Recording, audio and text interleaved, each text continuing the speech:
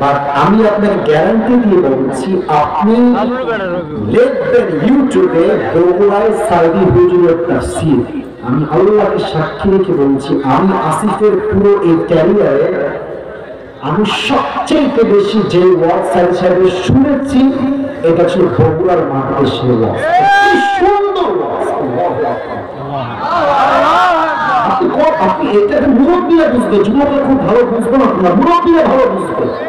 আমরা আলোচকরা আসি, আমাদের নিয়ম থাকে 1 ঘন্টা ওয়াজ করব, কিন্তু সাইদি সাহেব 2 ঘন্টার বেশি তাফসীর পেশ করতেন।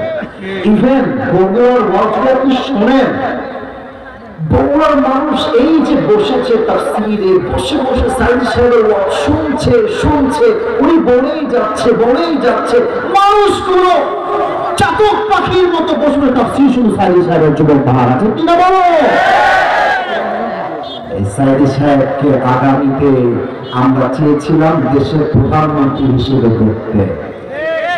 ওরা বুঝে গেছিল যে এই লোক যদি বেঁচে থাকে এই দেশে ইসলামের রাজ অচিরেই কায়েম হয়ে যাবে। নির্বিচারে গোপনে হত্যা করা হয়েছে, এটা আমার বিশ্বাস। উনি মরেন মানে তো হত্যা করা হয়েছে যুবক ভাইরা আমার।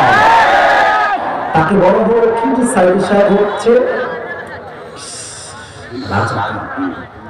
আর সাইদি সাহেব স্পষ্ট ভাষায় বলেছিলেন, হিন্দুস্তানের রাজাকাররাই আমি সাইদিকে রাজাকার বলতে পারে।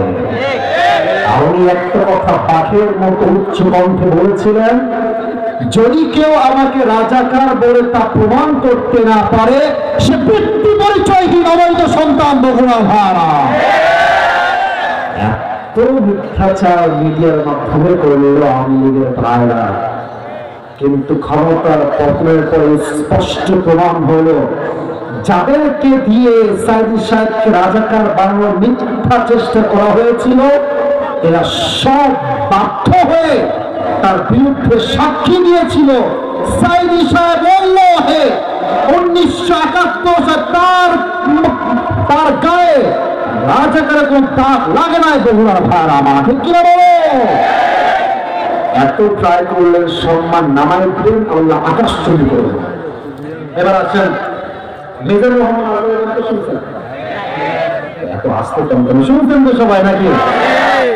আমার তো মনে হয় যে উনি নেক্সট মান্থে আসবে, জানুয়ারি মাসে ইনশাআল্লাহ। মানে আপনি দেখবেন যে লোক কারে করে, আপনি দেখবেন যে মানুষের সমাগম কারে করে। এই সমাগম দেখলেই কাফেরদের হৃদয়ে জ্বালা পোড়া শুরু হয়ে যায়।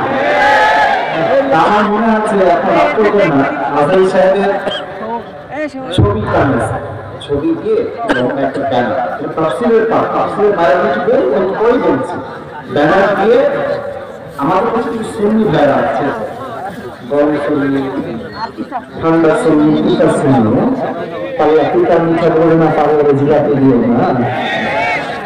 তো তারা দেখলাম কি করবো, সাইদি সাহেবের ছবি দিয়ে মহিলাদের জুতা দিয়ে পিটা করেছে, মসজিদুল্লাহ করে জুতা দিয়ে পিটাচ্ছে। আস্তাগফিরুল্লাহ, দেখে আমার কলিজায় এতটা আঘাত লেগেছে, বলার কোনো ভাষা যুবক ভাই আমার কাছে নাই।